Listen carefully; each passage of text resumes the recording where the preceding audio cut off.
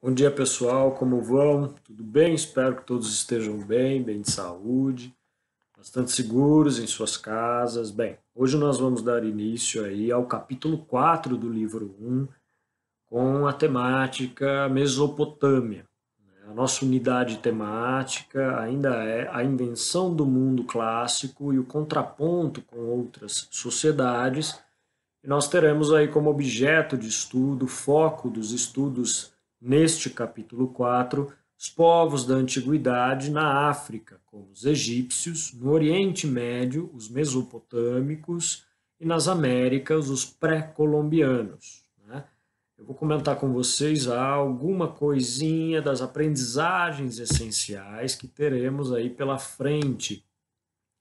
Nós vamos nos ver aí em condições de identificar a localização precisa da Mesopotâmia, comparando a organização geopolítica da época com a atual, compreender o processo de povoamento desse território entre rios, como a gente vai ver, a Mesopotâmia significa terras entre os rios Tigre e Eufrates, né?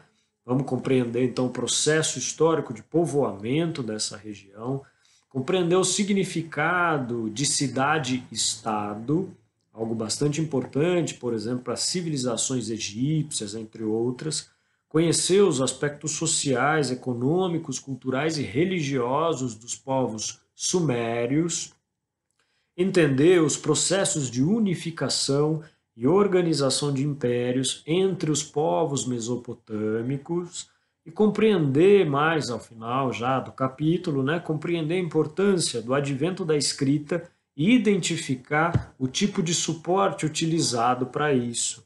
Né?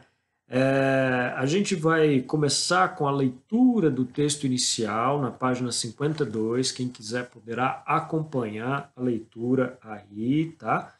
E depois, logo em seguida, eu farei alguns pequenos comentários. Segundo a Agência Nacional de Águas, o Brasil possuía, em 2016, pouco mais de 19 mil reservatórios hídricos artificiais. Embora nosso país tenha uma grande quantidade de água, cerca de 80% se encontra na região norte.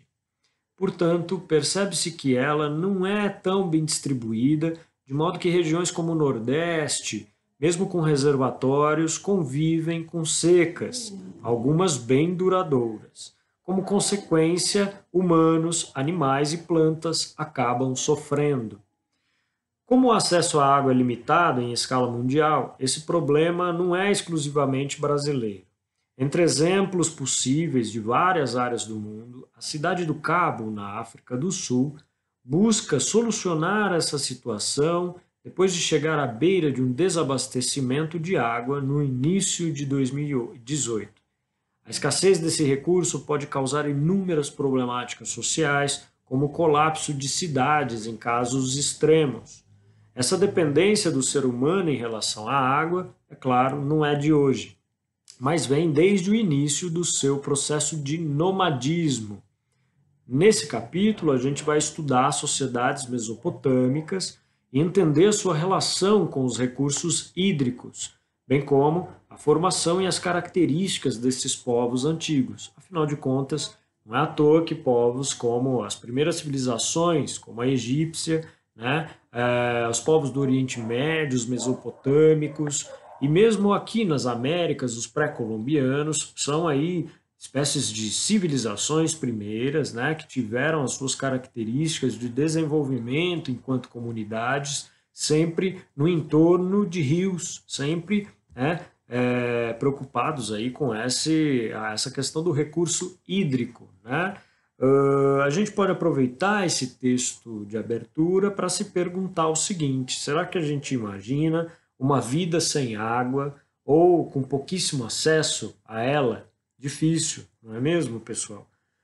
Mesmo que alguma localidade não ofereça dificuldades, né, quanto ao abastecimento hídrico, provavelmente já devem ter ocorrido episódios, inclusive vocês devem ter passado por isso, a família de vocês, os pais devem conhecer alguma história assim, passado assim por episódios, né, em que a companhia de água para manutenção, né, tenha cortado o fluxo de água. e o quanto disso dificulta o nosso dia a dia, né? A gente pode pensar algum desses casos, né, vivido aí pelas famílias ou por nós mesmos, né, para pensarmos aí como que a vida humana seria extremamente difícil sem esse recurso hídrico, sem o acesso à água, né?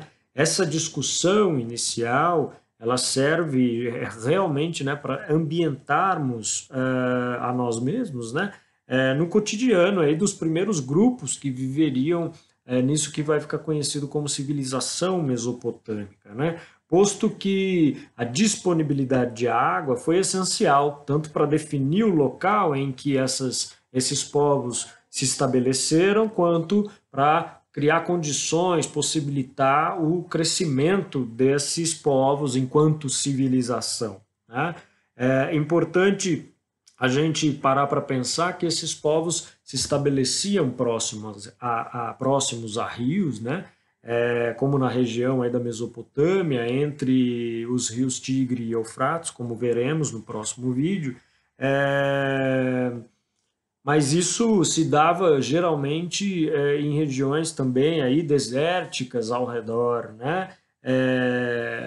Muito por conta também da necessidade diária desses povos, conforme deixavam de ser nômades e passavam por um processo histórico de sedentarização, de trabalharem com a terra, ao plantio, ao domínio da agricultura. Bem, esses são alguns dos temas que vamos estudar neste capítulo e no próximo vídeo eu vou comentar com vocês a respeito da importância do Tigre e do Eufrates.